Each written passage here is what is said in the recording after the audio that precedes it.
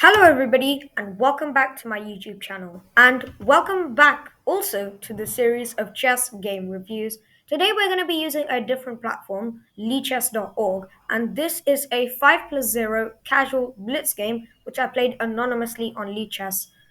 It's just absolutely wild, and there were tactics missed all across the board from both sides. I really hope you enjoy it, and I really hope that I'm able to provide an instructive view on the game as well. So, without further ado, let's get started. The game starts with d4, d5, c4, and a queen's gambit accepted. Now, normally you're used to people declining the gambit with something like e6 or c6, e6 being queen's gambit declined, and c6 being the Slav defense. But in this position, my opponent played d takes e4, and I immediately grabbed the center with e4.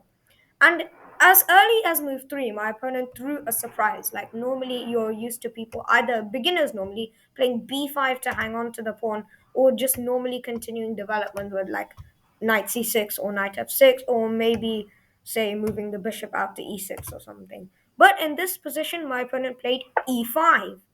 And e5 is actually a very good move. And here, the best move is unquestionably the move knight to f3. But here, I thought that I was being clever by taking space and playing the move d5. However, you can see that the eval bar immediately plummets. And it's right from here where the wild aspect of the game starts. So, why is d5 losing?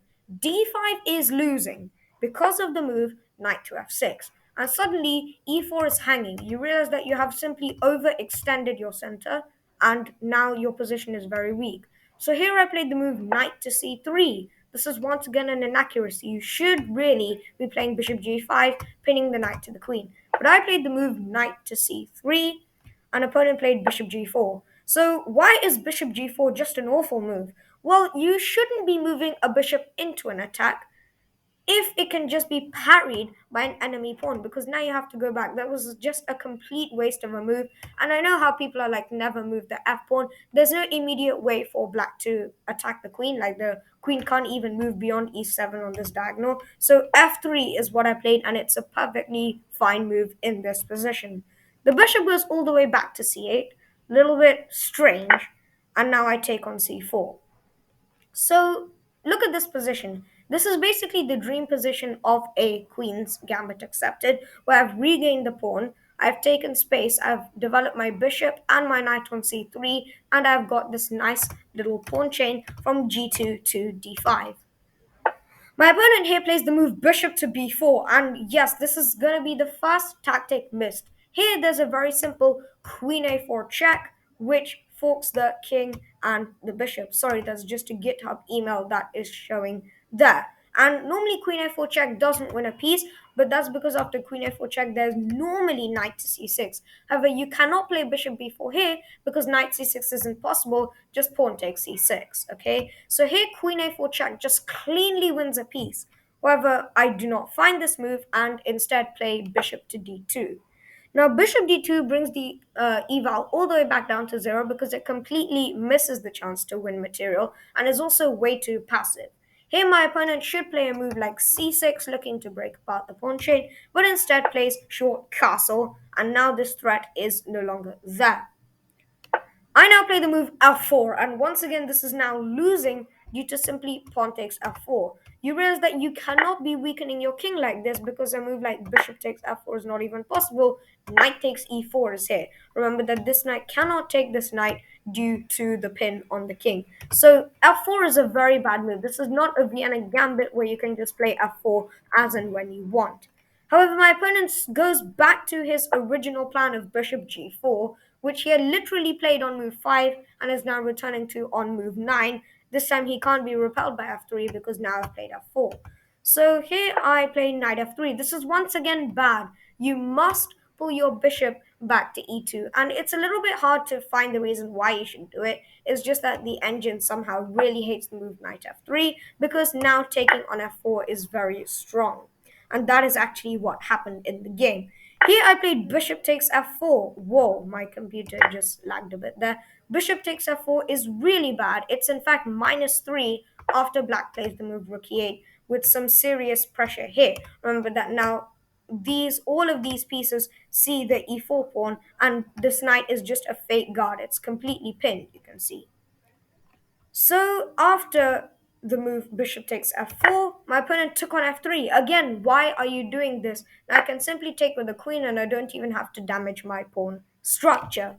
c6, just a random pawn move that makes absolutely zero sense. Pawn takes c6, losing the game again. Why? Because of knight takes c6, and once again, this is just a terrible position. This is not what you want. A move like queen b6, queen a5, putting extreme pressure on these pawns. Again, this knight is a fake defender. White actually has nothing. This knight isn't guarding the center. This knight isn't guarding the queen side. It's pinned, so it's not really doing anything, hence making the position awful for white.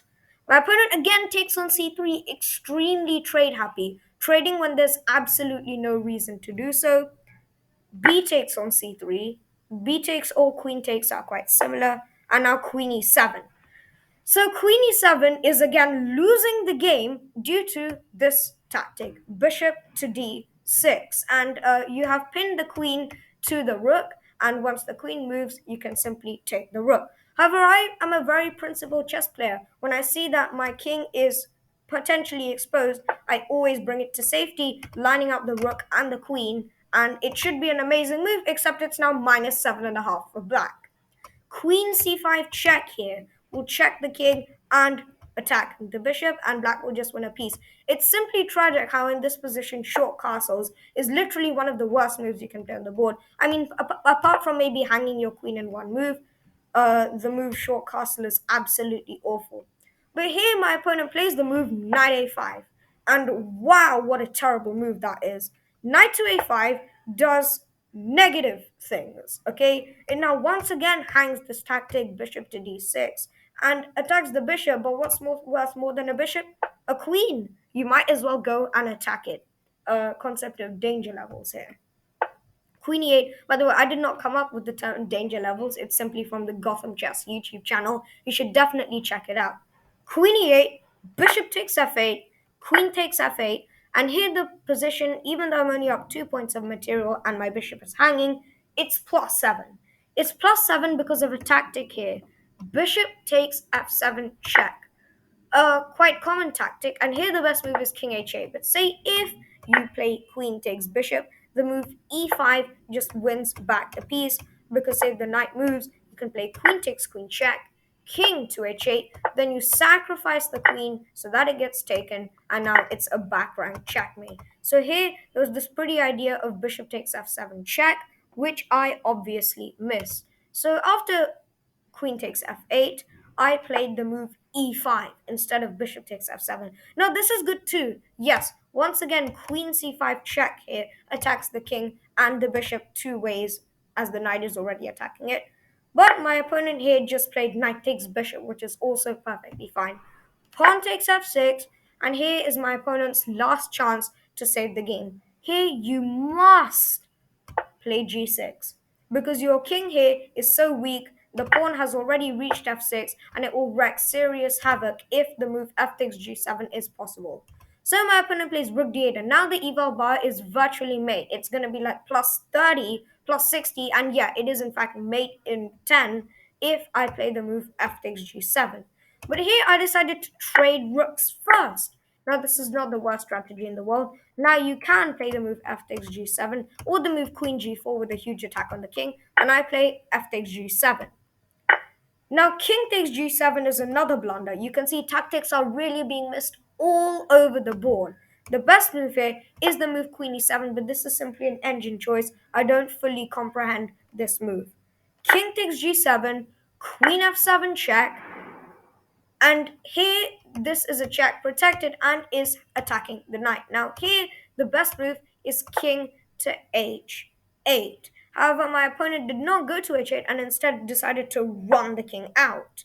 And here for a bit the engine will suggest queen takes c4, but here I uncorked the brilliant rook f6 check, which the engine takes quite a while to realize this move. Rook f6 check really forces a queen sacrifice. There's no other way to stop a checkmate, but rook f6 check, king to g5, queen g7 check, forcing the king to h5, and it's rook to h6, ladder checkmate. I hope you really enjoyed this game, and please comment on how I could get better at chess, because this game, for somebody who is 1200 plus chess.com, is nothing short of awful. I really hope you enjoyed this video, and please drop a like, share this video, comment, and enjoy. Thank you.